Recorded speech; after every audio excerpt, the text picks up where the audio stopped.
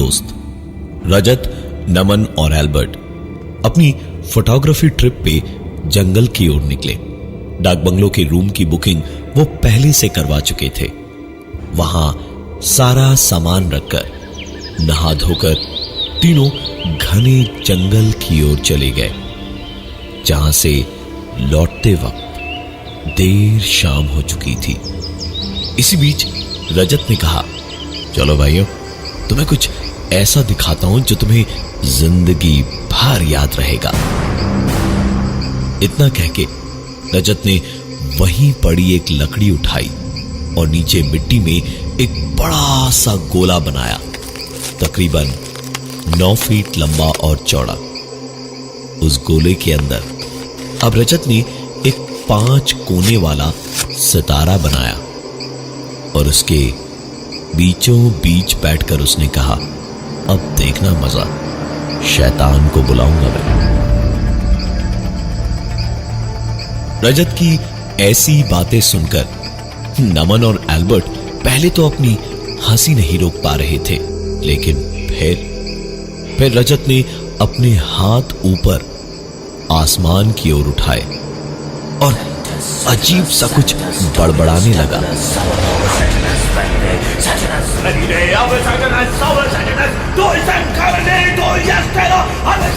रजत देखते ही देखते थोड़ी देर में पागल सा होने लगा।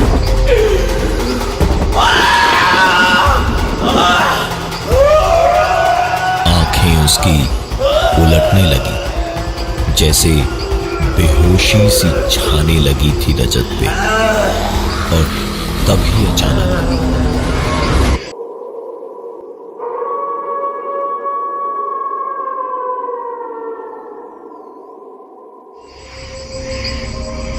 रजत जैसे बैठे बैठे घुटनों के बल ही सो गया था। सर और कंधे उसके झुक गए थे। उसकी आवाज भी बदल गई थी और हल्की दबी हुई आवाज में रजत इस वक्त किसी गुस्सैल जानवर की तरह गुर्रा रहा था।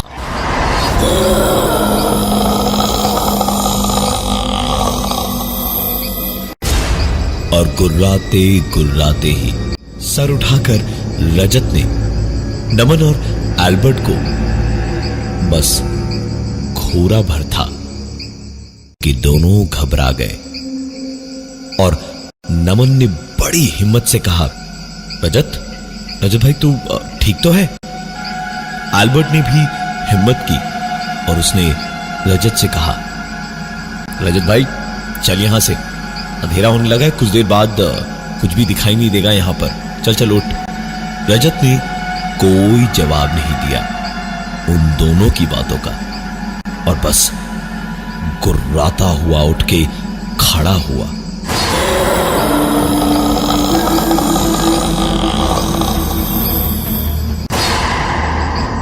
और दोनों की ओर एक एक करके देखा और गुर्राता रहा। नमन और एल्बर्ट को ऐसा लग रहा था जैसे उनके बदन पे खाल के अंदर से किसी चींटियां छोड़ दी है। घबराहट इतनी थी कि अभी इसी तरह 2 मिनट और खड़े रहना पड़ा तो वहीं बेहोश हो जाते शायद।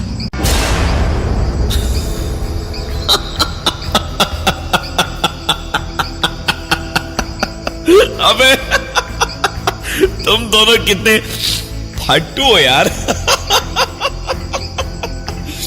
इतने से मजाक पे ऐसे, ओ माय गॉड, ऐसा बुरा हाल। चेहरे देख लो,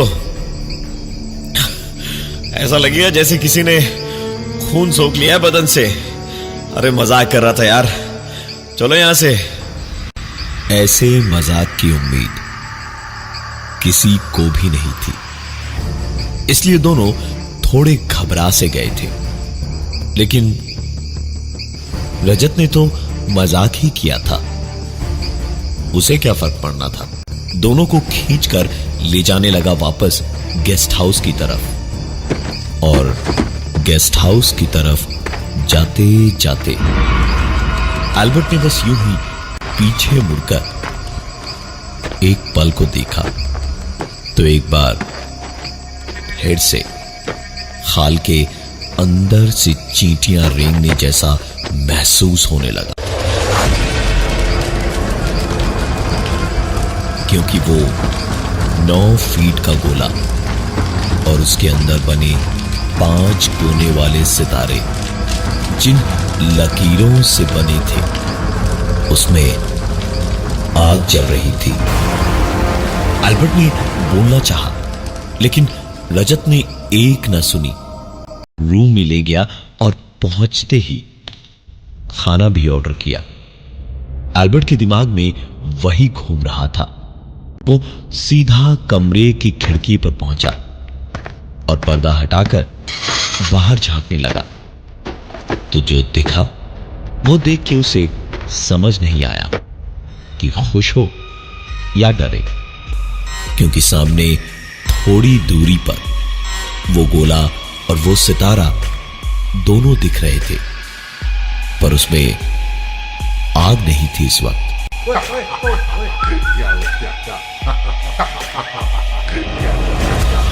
आवाज सुन के एल्बर्ट पलटा तो देखा नमन एक कोने में डरा हुआ खड़ा था और पलंग पे रजत जंगल की तरह ही गुर्रा रहा था।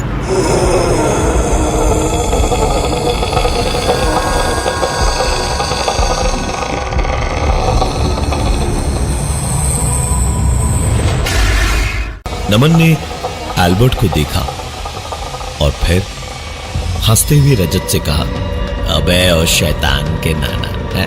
चल बहुत हुआ तेरा मजाक, हर बार नहीं फंसने वाले हम, समझा? वैसे तू अगर बोले तो तेरे शैतान के लिए हाँ 1 प्लेट चावल बोल दूं? रजत ने बैठे बैठे ही हाथों से नमन को करीब बुलाया और नमन भी हंसता हुआ जब पहुंचा तब रजत ने एक झटके से उसका कॉलर पकड़ा और करीब खींचकर किसी अलग ही आवाज में उल्टी हुई आंखों से देखता हुआ बोला, मुझे मजाक पसंद नहीं है, समझा? तो तुम्ही तीनों ने बुलाया था मुझे,